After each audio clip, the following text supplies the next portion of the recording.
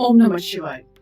In continuation to part 5, where we have discussed on why do humans seek meaning in everything in their lives, be it suffering, experiences, incidents, environment, etc. As an answer, we assume that some people do suffer because they attach the meaning to the situation.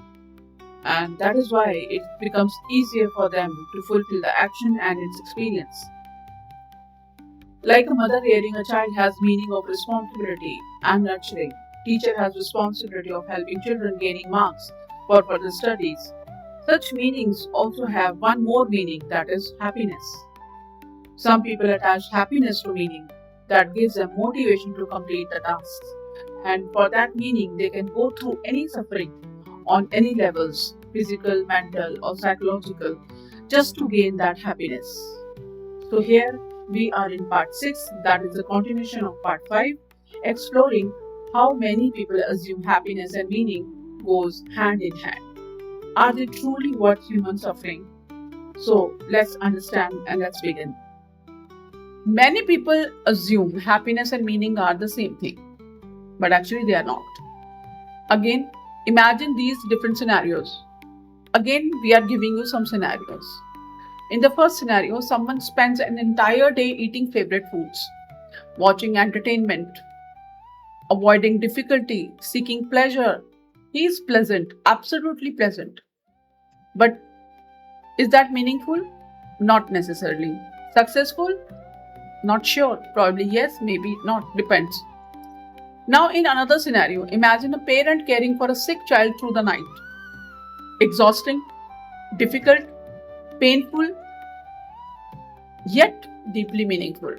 Notice the difference? Meaning often involves responsibility, sacrifice, purpose, contribution, something larger than immediate pleasure. Now, understand this story of a mountain climber. Imagine climbing a mountain. The climb is difficult, cold, painful, demanding. Yet reaching the summit feels meaningful. Why? Because meaning often emerges from struggle. Not despite it, but through the struggle. This is one reason people willingly choose challenges. The challenge itself creates significance, and of course, as we learn through science, challenge gives sense of achievement, success, and action. Now, what is this puzzle of suffering? Now, something fascinating appears after understanding this. People often tolerate enormous suffering if they believe it serves a purpose. Athletes endure pain, parents endure sacrifice, entrepreneurs endure uncertainty, soldiers endure hardship. Why? Because meaning transforms experience. Now, the same burden carried for no reason feels unbearable. So, there is a meaning. Carried for a purpose, it becomes manageable, perhaps even noble, because it satisfies senses, satisfaction, courage, feeling good, noble, and challenges the nature of the mind. Please do not get shocked when we imagine another scenario. So let's do it together.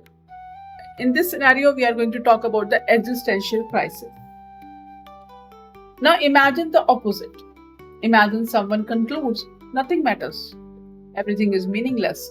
Life has no purpose. Existence has no significance. What happens?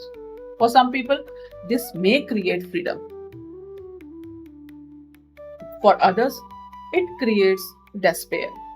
Why? Because humans seem psychologically wired to seek meaning. Even people who reject cosmic purpose often create or have their own personal purposes, like family, sports, art, entertainment, science, service, creativity, knowledge, love, or maybe something else. Almost everyone chooses something or the other thing. Like I'm sharing my experiences with you, this is also a purpose. Now imagine an athlete gets retired after a long career in sports. Activities, busy schedule. For decades, his life revolved around competition, training, goals, discipline, purpose, achievements, and then suddenly one day, retirement arrives. Suddenly, all the structures and systems of his life disappeared. And many athletes, celebrities, working people struggle with this. Not merely because they lost money, and not even because they lost talent or skills, but only because they lost meaning. The challenge is not merely surviving, the challenge is knowing what to live for. To live, people need purpose and meaning. That's why they create structures on which the worldly societies were built, that we have already discussed in the previous video. Now let's ask an honest question. Suppose life truly has no objective meaning. That's fine. Then why do humans continue searching for it?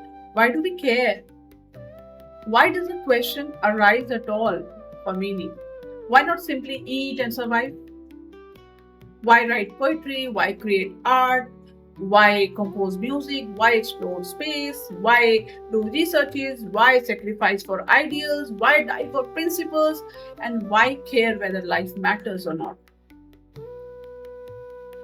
So, dear seekers or dear atheists, these questions deserve your attention. These questions are for both people who are logical or spiritual. There's no difference. Ultimately, they both are seekers, regardless of where you ultimately land. Now, think about someone you deeply admire. Why do you admire them? Because they accumulated pleasure, or because they embodied meaning, courage, integrity, love, service, purpose? Now, have you noticed the pattern? People usually admire who have meaning in their life. You can see the sports arena and you can see the influencers nowadays. Have you noticed the pattern? Now, this is how we can say humanity has hunger of meaning or purpose. But is it created by humanity or is it just discovered? So, to know this mystery, let's catch up on next video. Om Namah Shivaya.